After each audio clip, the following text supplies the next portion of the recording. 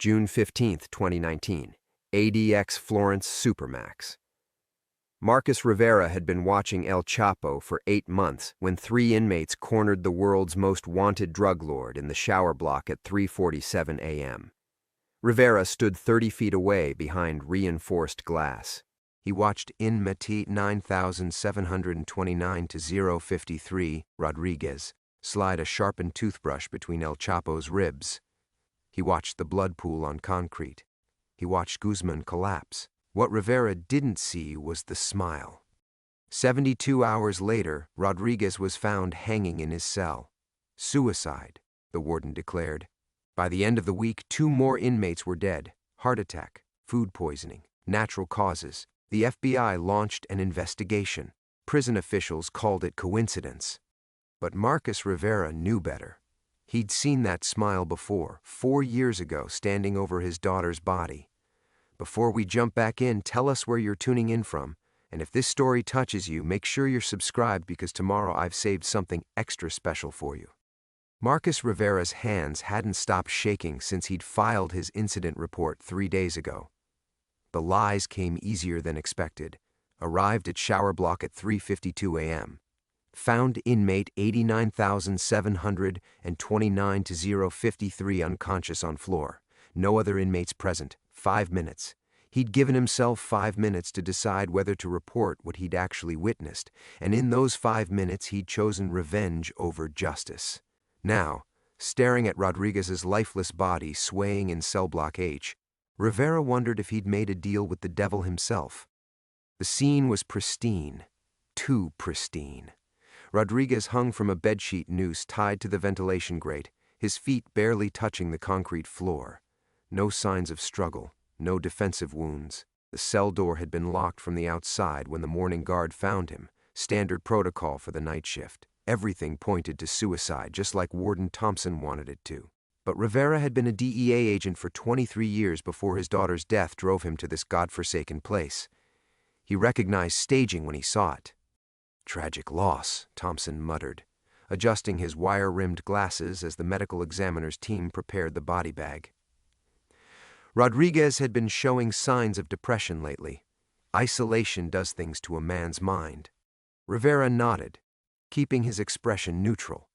Thompson didn't know that Rodriguez had been laughing with his cellmate just yesterday, planning his appeal strategy. Didn't know that Rodriguez had specifically requested extra commissary privileges for next month. Depressed men didn't plan for the future. Any idea what triggered it? Rivera asked, testing the waters. Thompson's jaw tightened almost imperceptibly. Prison violence has a way of eating at a man's conscience. Maybe Rodriguez felt guilty about the attack on Guzman. Maybe he couldn't live with what he'd done. Attack. So Thompson knew more than he was letting on. Rivera filed that detail away as they watched Rodriguez disappear into the body bag. Another father's son reduced to a case number and a death certificate marked suicide. The next 48 hours passed in a haze of routine that felt anything but normal. Rivera worked his shifts, conducted his rounds, and maintained the careful facade of a corrections officer doing his job. But every shadow seemed to move wrong. Every sound carried an edge of menace, and every inmate he passed looked like they might be carrying Guzman's messages.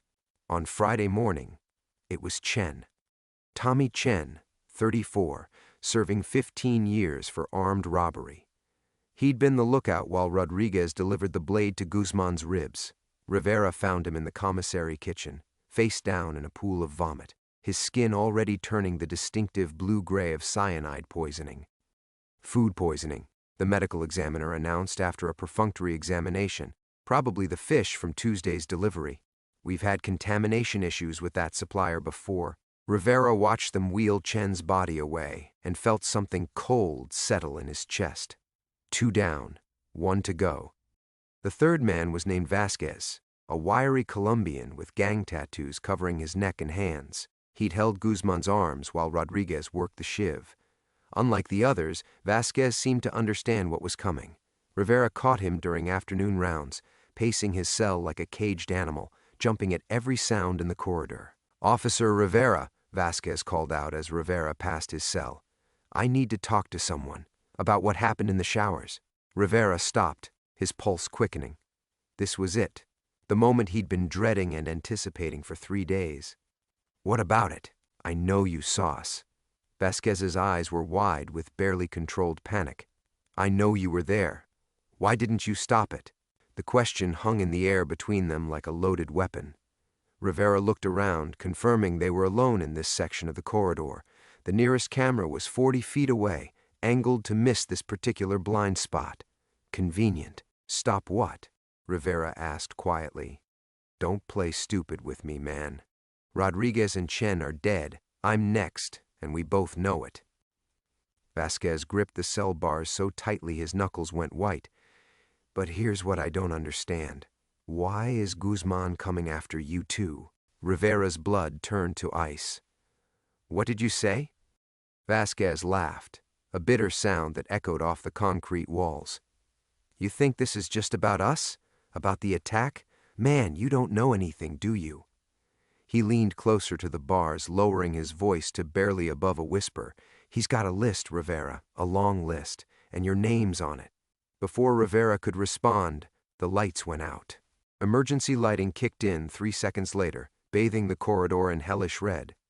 When Rivera's eyes adjusted, Vasquez was on the floor of his cell, convulsing. Foam bubbled from his mouth, and his eyes had rolled back to show only whites. By the time the medical team arrived, Vasquez was dead. Heart attack, they said. Stress-induced cardiac event, natural causes. Rivera stood in the red-tinged darkness and realized that El Chapo's revenge was just beginning.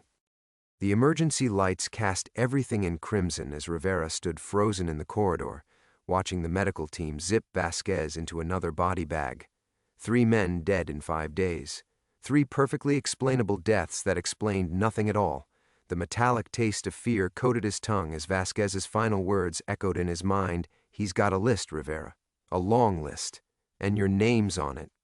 Rivera's shift ended at midnight, but he found himself sitting in his Ford pickup in the prison parking lot until nearly 2 a.m., staring at the fortress-like walls of ADX Florence through his cracked windshield. The mountain air carried the scent of pine and snow, clean and sharp. Nothing like the recycled atmosphere inside those concrete walls that always smelled faintly of disinfectant and desperation. His phone buzzed. A text from his sister Carmen. "Miguel's science fair is Thursday. He's been asking if Uncle Marcus is coming. Says he wants to show you his volcano." Rivera closed his eyes, picturing his 8-year-old nephew with Sophia's dark eyes and eager smile. The kid had been his anchor these past 4 years, the only thing that made him feel human after 8-hour shifts surrounded by the worst humanity had to offer. Miguel didn't know why his uncle had left the DEA to become a prison guard. Didn't know about Sophia's overdose, or the fentanyl that had killed her, or the sleepless nights Rivera spent wondering if things might have been different if he'd just paid attention to the signs. "I'll be there," he typed back, though his fingers trembled as he hit send. The drive to his trailer took 20 minutes down winding mountain roads. Rivera had chosen the isolation deliberately after Sophia's death. A double wide on 40 acres where his nearest neighbor was half a mile away. No visitors, no complications, just him and the ghosts he couldn't shake. Inside, the trailer was spartanly furnished but meticulously clean. Rivera hung his corrections officer jacket on the hook by the door, his movements automatic after 4 years of the same routine. Shower, microwave dinner, 1 beer, never more than 1. Check the locks twice, try to sleep. But tonight was different. Tonight, he found himself standing before the bookshelf in his living room, staring at the framed photograph of Sophia at her high school graduation. 18 years old, wearing her cap and gown, beaming at the camera with the whole world ahead of her. She'd wanted to study marine biology, said she was going to save the oceans. Instead, she'd started taking pills after a wisdom tooth surgery her sophomore year of college. Prescription opioids led to street drugs, led to fentanyl, led to a phone call at 3:17 a.m. that shattered Rivera's world. The cartel connection had been confirmed weeks later. The fentanyl in Sophia's system came from a batch traced back to one of Guzman's distribution networks. By then, Rivera had already submitted his resignation from the DEA and applied for a position at ADX Florence. His supervisors thought it was grief-talking, that he needed time to process. They didn't understand that Marcus Rivera was done processing. He was ready to act. 4 years later, watching Guzman eat alone in his segregation cell, Rivera had convinced himself he was patient enough to wait for the perfect opportunity. But when Rodriguez, Chen, and Vasquez decided to take matters into their own hands, Rivera saw his chance. He'd stood in that shower block doorway for exactly 5 minutes, watching them work Guzman over with brutal efficiency, and he'd made his choice. Now, sitting in his trailer with Sofia's photograph in his hands, Rivera realized how naive he'd been. He'd thought he was using Guzman's near-death experience to his advantage. Instead, he'd walked straight into a trap set by the most cunning criminal mastermind of the 21st century. His phone rang, startling him. The caller ID showed Carmen's number, but it was past midnight in Denver.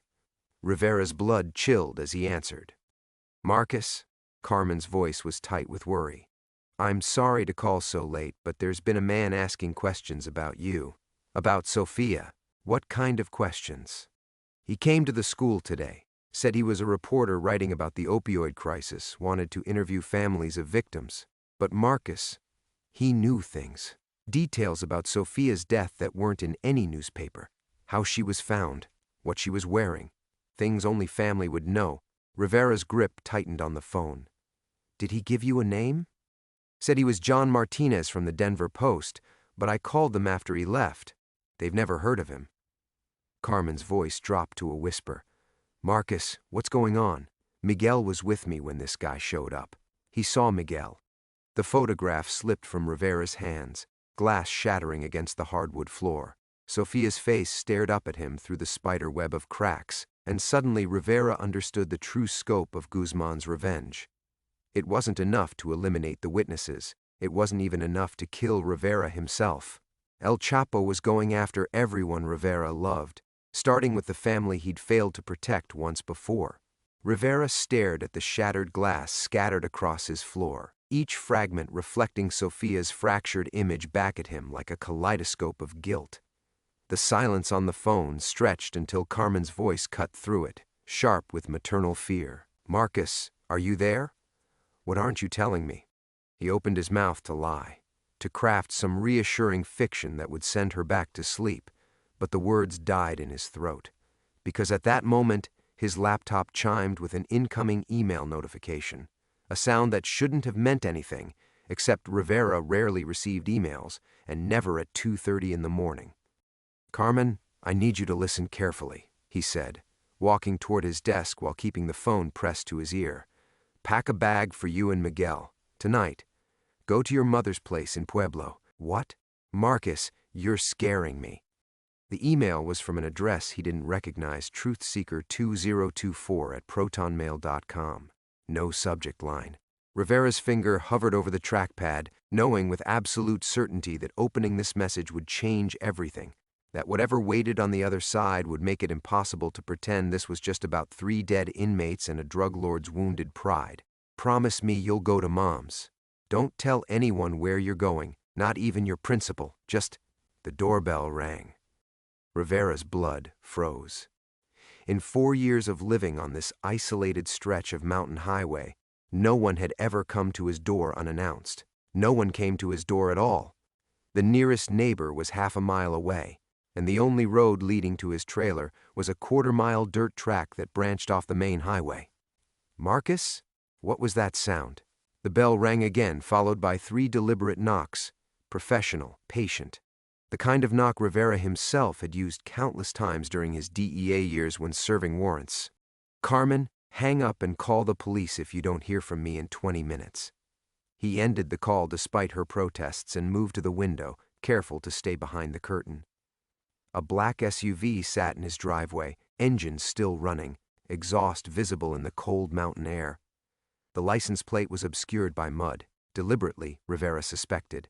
His service weapon was locked in the bedroom safe.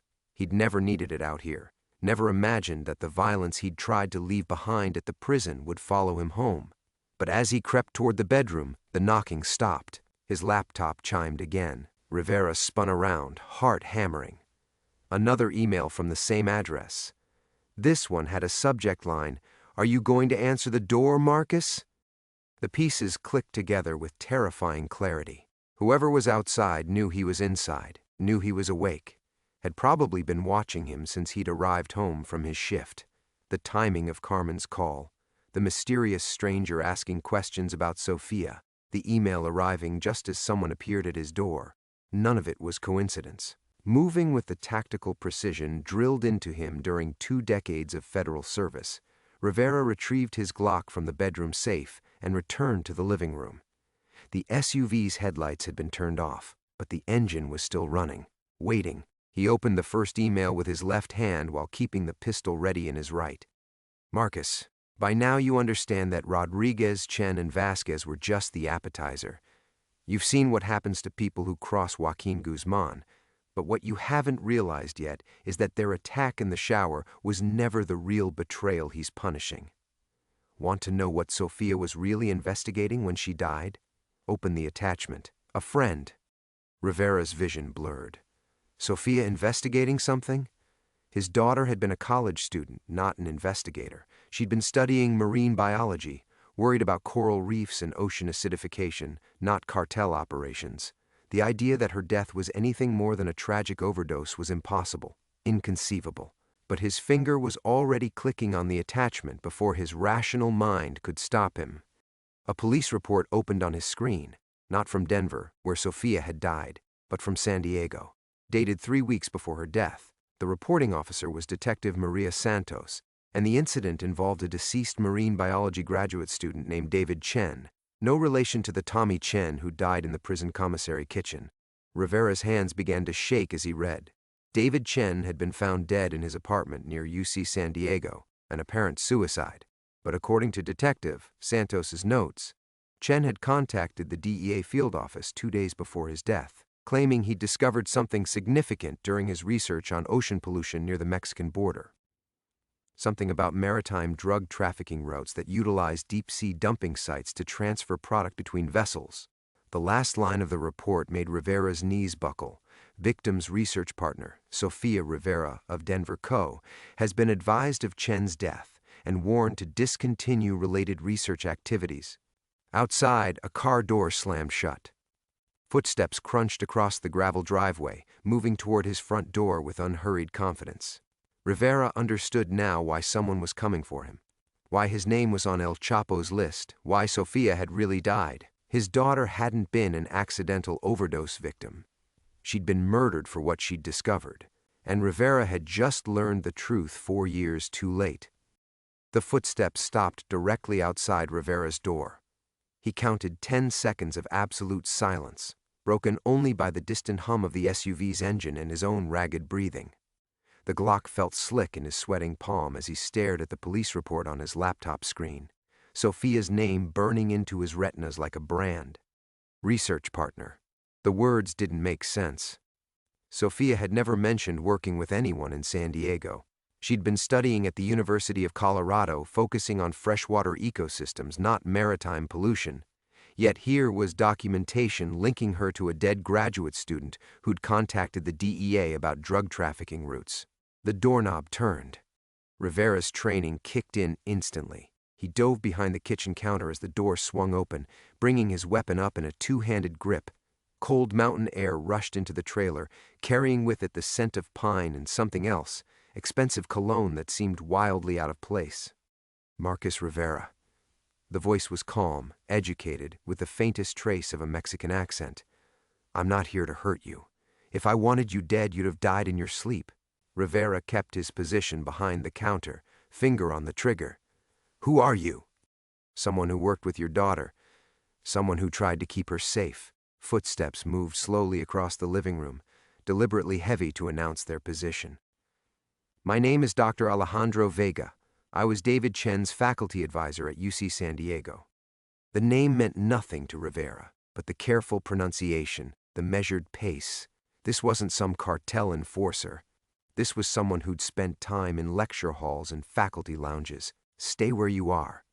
David and Sophia were collaborating on research that went far beyond what either of them understood, Vega continued, his voice growing closer. They thought they were tracking pollution patterns. What they actually found was a multi-billion-dollar supply chain. Rivera risked a glance over the counter. A tall, thin man in his 60s stood in the center of the living room, hands visible and empty. Wire-rimmed glasses, salt and pepper beard, wearing a wool overcoat that probably cost more than Rivera made in a month. He looked like what he claimed to be, an academic. But academics didn't break into federal agents' homes at 3 in the morning. How did you get in?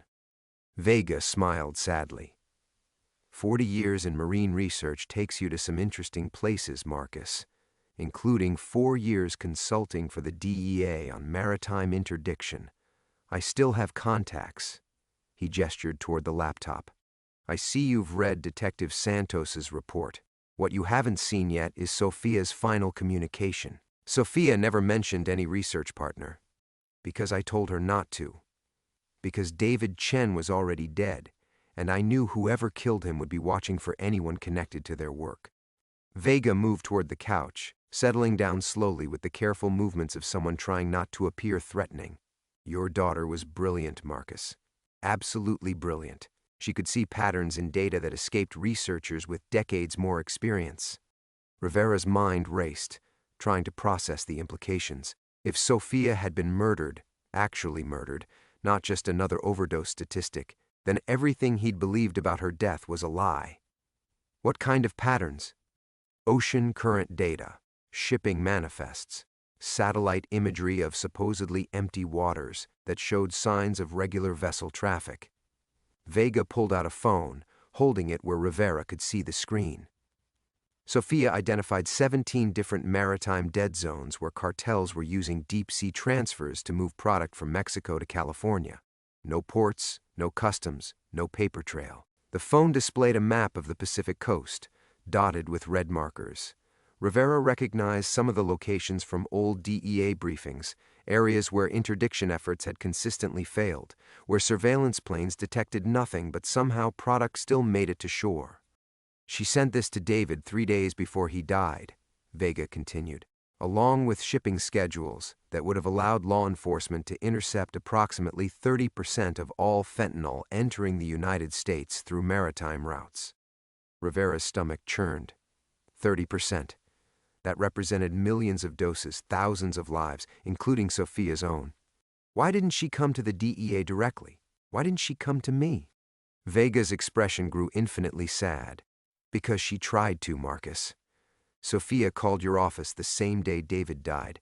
She was transferred to a desk agent named William Morrison. 48 hours later, she was dead. The name hit Rivera like a physical blow. Bill Morrison had been his partner for 6 years, his best man at his wedding, the godfather to Sophia.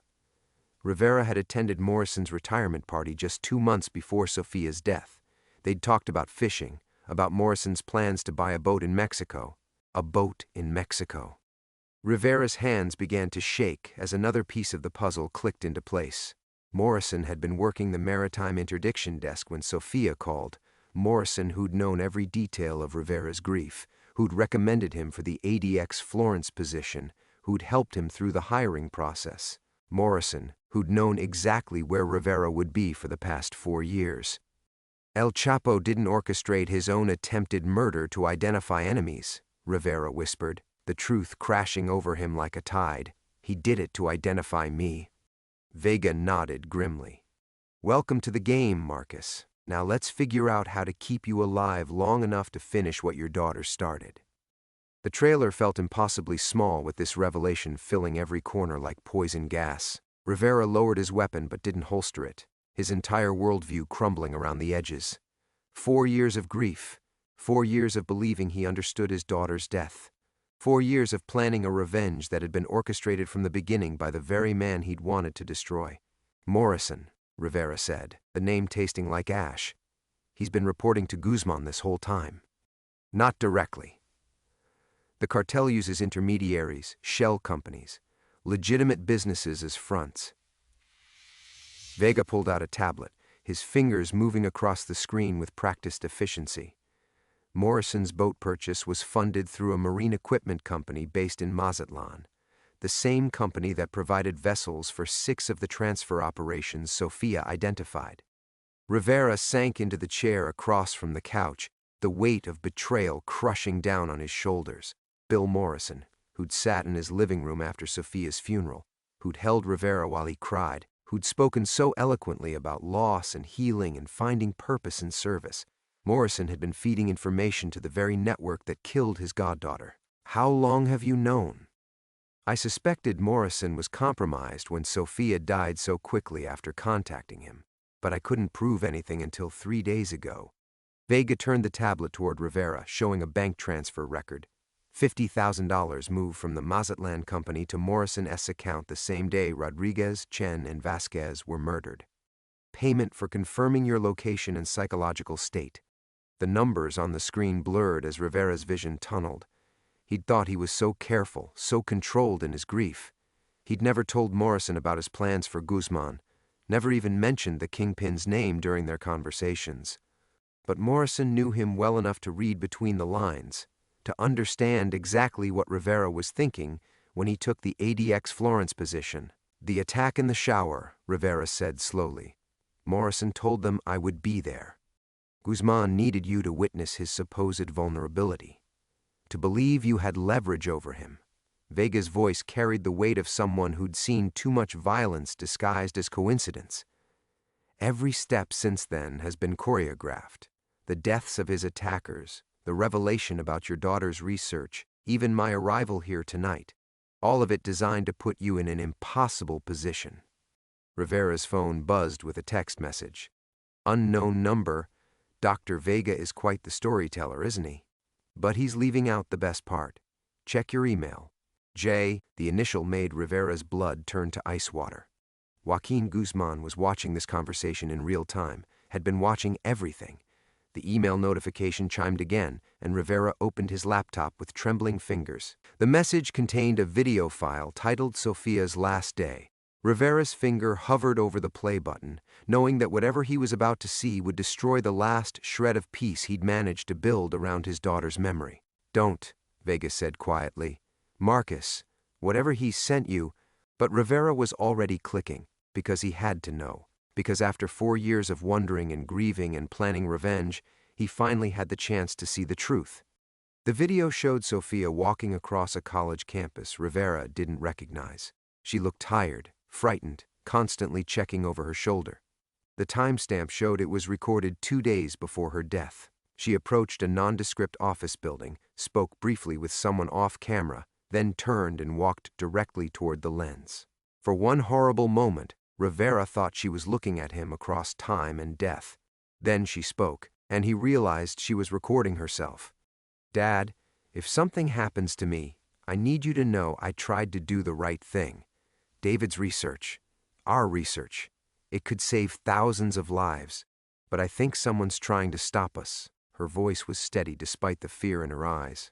I called your office yesterday, talked to Uncle Bill. He said he'd handle everything, but I don't think I should have told him about the files. The video cut to black. Rivera stared at the empty screen, understanding flooding through him like a dam burst. Sophia had called Morrison Uncle Bill, the name she'd used since childhood. She'd trusted him completely, had probably told him everything about her research, about David Chen, about the evidence they'd compiled, and Morrison had fed every detail directly to the people who killed her. She figured it out at the end, Vega said softly. That's why she went to San Diego instead of Denver. She was trying to get the evidence to someone Morrison couldn't reach. Rivera's phone rang. Carmen's number. His sister-in-law, who was supposed to be driving to safety, who was supposed to be protecting Miguel the way Rivera had failed to protect Sophia. He answered on the first ring, already knowing what he'd hear. Marcus. Carmen's voice was strange, flat. There's someone here who wants to talk to you. The line crackled with static, then a familiar voice came through. Warm, paternal, carrying the same tone that had comforted Rivera through Sophia's funeral 4 years ago. Marcus, son, I think we need to talk. Bill Morrison, Uncle Bill, the man who'd taught Sophia to fish, who'd bounced her on his knee when she was little, who'd signed her birthday cards with elaborate drawings of dolphins because he knew she loved marine life. The man who'd killed her as surely as if he'd injected the fentanyl himself. Where's Carmen? Rivera's voice came out steady despite the earthquake happening in his chest. Where's my nephew? They're fine. Safe. Carmen's making coffee in the kitchen. You know how she gets when she's nervous. Miguel's asleep on the couch. Beautiful kid. Looks just like Sophia did at that age. Morrison's chuckle was warm, genuine. Remember when she was 8 and insisted on camping in my backyard because she wanted to study nocturnal insect behavior? Spent 3 hours with a flashlight and notebook, cataloging every cricket and moth. The memory hit Rivera like a punch to the solar plexus. He did remember. Morrison had set up a tent, made s'mores, told ghost stories while Sophia scribbled observations in her childish handwriting. She'd been so proud when Morrison hung her research report on his refrigerator next to his own DEA commendations. You son of a bitch. Rivera's knuckles went white around the phone. She loved you. And I loved her. That's what makes this so goddamn tragic. The warmth never left Morrison's voice, which somehow made it worse. Do you think I wanted this? You think I wanted to watch that brilliant, beautiful girl get herself tangled up in something that could destroy everything I've built? Everything we've built? Across the room, Vega was frantically typing on his tablet, probably trying to trace the call or contact backup. But Rivera knew there was no backup coming. Morrison had been 3 steps ahead for years. You could have warned her off. You could have told her to stop. I tried, Marcus. God help me, I tried. Called her the day after she contacted my office, suggested maybe marine biology wasn't the right career path. Mentioned how dangerous it could be, working in isolated locations, trusting the wrong people. Morrison's sigh carried decades of weariness. But she was your daughter through and through, stubborn as hell once she set her mind to something. Rivera closed his eyes, seeing Sophia at 15, arguing with him about curfew with the same relentless logic she'd apparently brought to exposing cartel operations. So you had her murdered. I had her stopped. There's a difference. For the first time, Morrison's voice carried an edge. The overdose was meant to look accidental, Marcus. Quick, painless. She wasn't supposed to suffer. The casual way he said it, wasn't supposed to suffer, made Rivera want to put his fist through the wall. You're talking about my daughter. I'm talking about a girl who was about to destroy a network that's taken me 15 years to build. You think your DEA pension is keeping you afloat? You think those medical bills from Elena's cancer treatment just disappeared? Morrison's laugh was bitter now. Wake up, Marcus. Where do you think the money came from? The second revelation hit Rivera like a freight train. Elena's treatment, the experimental therapy that had given them 6 more months together, the bills that had mysteriously been covered by the DEA's insurance when they should have been denied, Morrison had paid for all of it. With cartel money, you used blood money to save my wife. I used available resources to help my best friend's family. Just like I used my position to help thousands of families by keeping the most violent cartels from gaining a foothold on the West Coast. Morrison's voice grew passionate, righteous. You think I'm the villain here? The network I helped coordinate prevented territorial wars, Marcus. It kept the violence contained, the product clean, the body count low. Rivera felt like he was drowning in revelations, each one dragging him deeper into a truth he couldn't surface from. You justified it. You actually convinced yourself you were doing good. I was doing what needed to be done. What you would have done if you'd seen the bigger picture. Morrison paused, and when he spoke again, his voice carried the weight of absolute certainty. Your daughter would have understood eventually. She was smart enough to see past the idealism to the practical realities. That single sentence, the casual dismissal of Sophia's idealism, the assumption that she would have eventually compromised her principles the way Morrison had, shattered something fundamental in Rivera's chest. Because Morrison was wrong. Sophia would never have understood. She would have fought until her last breath rather than accept that corruption was practical, that betrayal was necessary. Put Carmen on the phone, in a minute. First, you need to understand your situation. Guzman wants you dead, but I convinced him you could be useful. The question is whether you're smart enough to accept reality or stubborn enough to die for principles that won't bring Sophia back. Rivera looked at Vega, who was holding up his tablet with a message, FBI en route. Keep him talking, but Rivera already knew this conversation wouldn't last long enough for rescue. I made my choice 4 years ago. Bill Rivera stood, feeling something cold and final settle in his chest. The moment you decided Sophia was expendable. Marcus, listen to me. Rivera's voice cut through Morrison's protest like a blade. You listen. You want to talk about practical realities? Here's one. You murdered a 22-year-old girl to protect your retirement fund. The silence stretched long enough that Rivera wondered if the call had dropped. When Morrison spoke again, the paternal warmth was gone, replaced by something flat and businesslike. Carmen, honey, come here for a minute. Rivera heard footsteps, then his sister-in-law's voice, tight with fear. Marcus? Miguel's still sleeping. This man says he's your friend, but… Tell him about the arrangement, Morrison interrupted. Tell him how this works. Carmen's breathing was rapid, panicked. He says if you cooperate, we go home. If you don't… A pause, then a whispered sob. Marcus, what's happening? Who are these people? Vega was gesturing frantically at his tablet, pointing to what looked like GPS coordinates. The FBI response team was 20 minutes out, 20 minutes that Carmen and Miguel didn't have. I'm going to fix this, Rivera told his sister-in-law, the promise tasting like broken glass. Whatever happens, remember that Sofia loved you. Remember that Elena loved you. Marcus, you're scaring me. Morrison's voice returned, touching sentiment. Now, let's discuss terms. You're going to walk away from whatever fantasy revenge you've been planning. You're going to accept that some battles can't be won, some losses can't be avenged. Rivera looked around the trailer, at Elena's reading chair, at the framed photo of Sofia's graduation, at the life he'd built from the wreckage of his old one. Morrison was asking him to let it all go, to accept that his daughter's murder was just the price of doing business in a corrupt world. What's the alternative? You already know. Carmen and Miguel disappear tonight.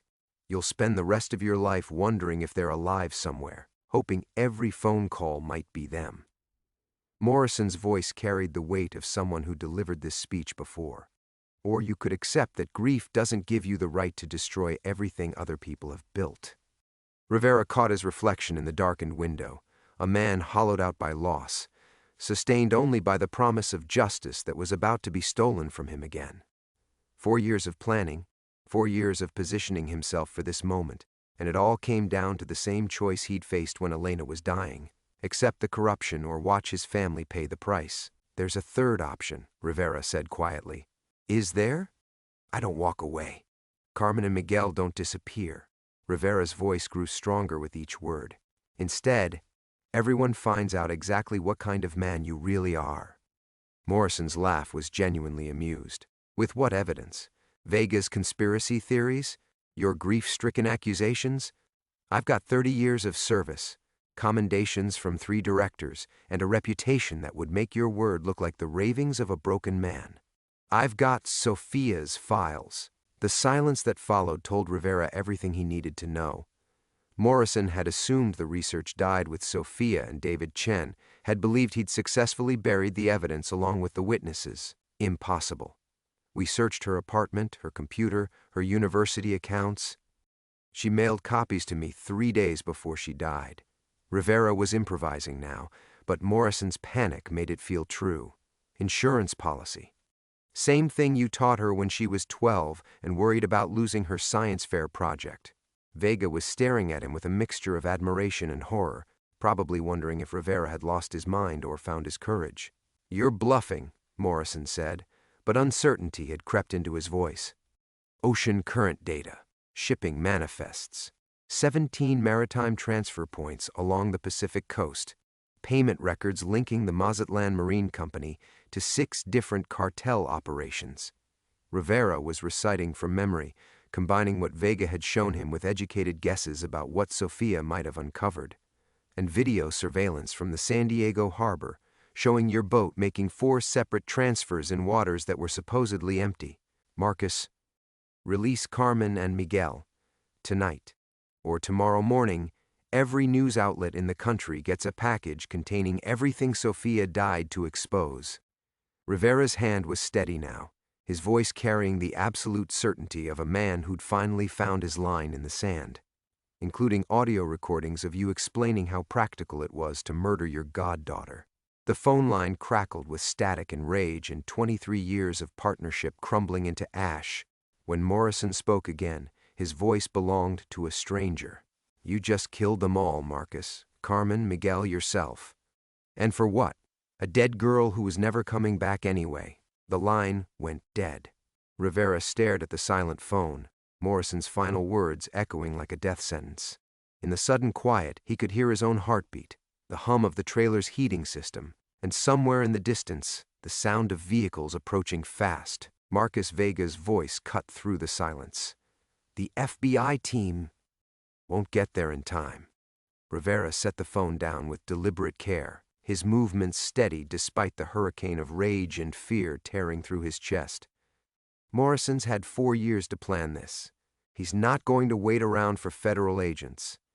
But even as he spoke, Rivera felt something shifting inside him, a clarity he hadn't experienced since Sophia's death. For years, he'd been haunted by the helplessness of that moment, the crushing weight of arriving at the hospital too late, of being unable to save the person who mattered most. Now, faced with losing Carmen and Miguel the same way, he found himself moving with purpose instead of panic. "There's something Morrison doesn't know," Rivera said, reaching for the laptop, something he couldn't plan for because he still thinks like a federal agent. Vega watched as Rivera opened a secure messaging app, fingers flying across the keyboard with muscle memory from his DEA days. "What are you doing?" Morrison taught Sophia to create insurance policies. But he forgot who taught her about loyalty. Rivera's smile was sharp as broken glass. "My daughter didn't just send me copies of her research. She sent them to someone Morrison never knew existed." The reply came within seconds, standing by Uncle Marcus. "What do you need?" Miguel's older brother, Rivera explained to Vega's confused look. "Carlos, 26, Marines, currently stationed at Camp Pendleton. Sophia used to babysit him when he was little. When she started college, she made him promise to keep an eye on Miguel and Carmen if anything ever happened to their father." Rivera typed rapidly. "Morrison has them. 347 Pine Ridge Road, Denver. Armed, dangerous federal agent gone bad. Don't trust local PD."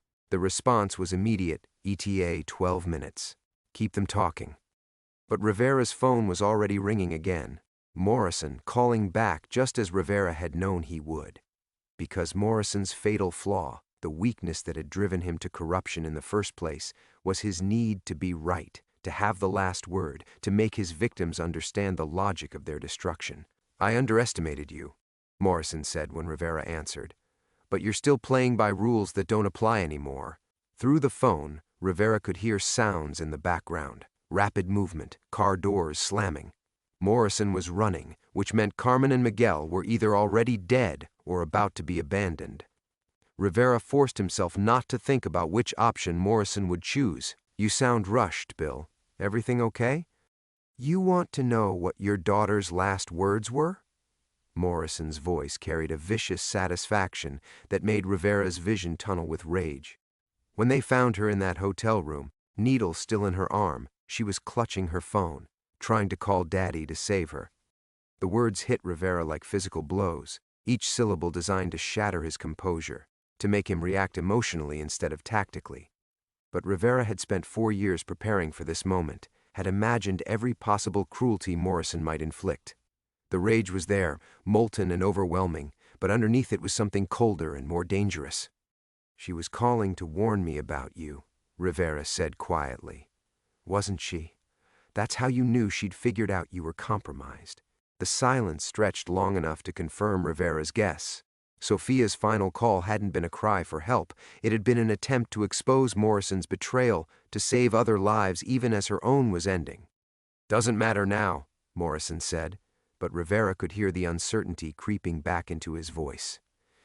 "Your insurance policy, Sophia's files. It's all academic. By tomorrow, everyone who could corroborate your story will be dead." "Including Guzman?" Morrison's laugh was sharp and bitter. "Especially Guzman. You think I enjoyed watching that animal orchestrate murders inside a federal prison? The arrangement was always temporary, Marcus. Once he eliminated the last witnesses to his network's connection to the maritime operations, he became a liability." Rivera felt the final piece of the puzzle click into place. Morrison hadn't just been feeding information to the cartel. He'd been playing both sides, using Guzman to clean up loose ends while planning the Kingpin's eventual elimination. Sophia's research had threatened to expose not just the drug network, but Morrison's role as the puppet master controlling it all. "You orchestrated everything," Rivera said. "The attack on Guzman, his revenge, even my recruitment to ADX Florence. You needed someone inside to confirm when Guzman finished the job. And it would have worked perfectly if you'd stayed focused on your grief instead of playing detective." Morrison's voice hardened with finality. "But you chose to make this personal, Marcus, just like she did." The line went dead again, but this time Rivera was smiling, because in the distance he could hear the sound of helicopters approaching Morrison's location. Rivera stood by the window, watching the snow fall in thick curtains across the Colorado landscape. 6 months had passed since the helicopters found Morrison's abandoned safe house, since Carlos and his Marine unit had discovered Carmen and Miguel locked in a basement, terrified but alive. Morrison himself had vanished into the wind like smoke, leaving behind only empty threats and the wreckage of 3 decades of decorated service. The phone buzzed against the kitchen table. Another call from another journalist wanting to interview the man who'd exposed the DEA's biggest corruption scandal since the 80s. Rivera let it ring. He'd told the story enough times to federal prosecutors, congressional investigators, and internal affairs boards. The truth was out there now, spreading through the system like ink through water, staining everything Morrison had touched. Vega emerged from the back room, laptop bag slung over his shoulder. The younger man looked different now, broader somehow, carrying himself with the confidence of someone whose conspiracy theories had turned out to be conspiracy facts. The Justice Department had offered him Morrison's old position, a promotion that would have seemed impossible before the world learned that paranoid prison guards sometimes made better investigators than decorated federal agents. "You sure you won't reconsider?" Vega asked, pausing at the door. "The new task force could use someone with your experience, someone who knows how these networks really operate." Rivera turned from the window, managing a small smile. "I'm done fighting other people's wars, Danny. 40 years of it is enough for anyone." That was true, but incomplete. The complete truth was that Rivera had found something in the aftermath that he hadn't expected. Not peace exactly, but a kind of exhausted clarity. Sophia's files, the real ones she'd hidden in a safety deposit box under her childhood nickname, had exposed shipping networks spanning 3 cartels in 7 states. Her death had been meaningless in every way that mattered to a father's heart, but in the cold mathematics of justice, it had probably saved thousands of lives. It wasn't enough. It would never be enough. But it was something. "Morrison?" Vega asked, the question he posed every time they parted. Still gone. Rivera had stopped checking the federal databases weeks ago, had stopped following up on sightings in Mexico and Costa Rica and half a dozen other countries without extradition treaties. Morrison was either dead or invisible, and either way, he was beyond Rivera's reach now. Some battles ended with victory, others with exhaustion. This one had ended with the simple fact that Rivera no longer had the energy to chase ghosts. After Vega left, Rivera returned to the kitchen table where Sophia's final research notes lay spread across the surface like pieces of a puzzle he'd finally learned to solve. Her handwriting filled the margins, observations about current patterns, questions about shipping schedules, the same meticulous curiosity that had once cataloged every insect in Morrison's backyard. She'd been 22 years old and brilliant enough to unravel a network that had eluded federal investigators for decades. The irony wasn't lost on him. In trying to avenge her death, he'd discovered the true scope of her life's work. She hadn't died because she was in the wrong place at the wrong time. She'd died because she was exactly where she'd chosen to be, fighting a battle she'd known was dangerous, just like her father had taught her. Rivera gathered the papers with careful hands, returning them to the fireproof safe he'd installed beside Elena's medical records and Sophia's childhood drawings. Tomorrow, Carmen and Miguel would drive down from Denver for their monthly visit, and Miguel would want to hear stories about his cousin, the marine biologist, who'd fought cartels with spreadsheets and satellite data. Rivera had learned to tell those stories without breaking, had learned to remember Sophia's courage without being consumed by the rage of her loss. It wasn't healing. He suspected that particular wound would remain raw until the day he died. But it was something closer to acceptance, an understanding that grief and pride could coexist in the same heart. Outside, the snow continued to fall, covering the trailer park in pristine white silence. Rivera made himself a cup of coffee using Sophia's favorite mug, the one with marine life charts wrapped around its sides, and settled into Elena's reading chair.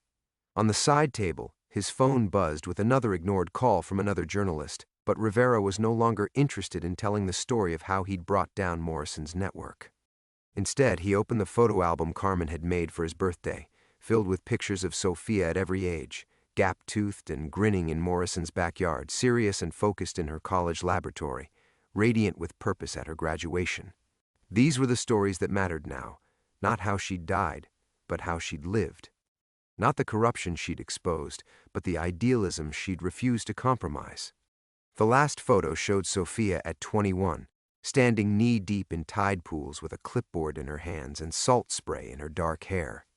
She was looking directly at the camera with Elena's warm eyes and Rivera's stubborn smile, a young woman who'd inherited the best parts of both parents and transformed them into something entirely her own. Rivera touched the glass gently, the way he'd once touched her sleeping face when she was small enough to carry to bed. "Your insurance policy worked, Mija," he whispered. Everyone knows the truth now. Outside, the snow fell like absolution, covering everything in clean, forgiving white.